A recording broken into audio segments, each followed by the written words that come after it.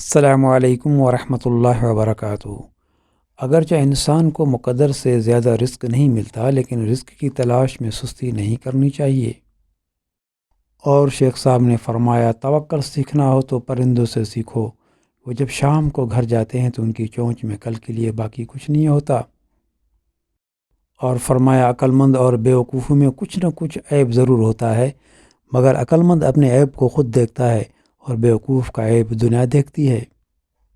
اور فرمایا، کسی کو اتنا پیار دو کہ گنجائش نہ چھوڑو، اگر وہ پھر بھی تمہارا نہ بن سکے تو اسے چھوڑ دو، کیونکہ وہ محبت کا طلبگار ہی نہیں بلکہ وہ ضرورت کا پجاری ہے۔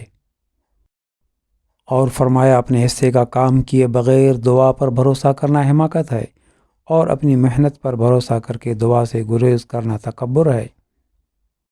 اور فرمایا، لاکھوں کمانے سے زیادہ وہ بندہ خوش رہتا ہے جو نہ ملی ہوئی چیز کے بجائے ملی ہوئی نعمتوں کو یاد رکھے۔ اور شیخ سعدی رحمۃ اللہ فرماتے ہیں، جاہلوں کا طریقہ یہ ہے کہ جب ان کی دلیل مقابل کے آگے نہیں چلتی تو وہ لڑنا شروع کر دیتے ہیں۔ اپنا خیال رکھیں، ہمیں دعاؤں میں یاد رکھیں۔ جزاکم اللہ خیر۔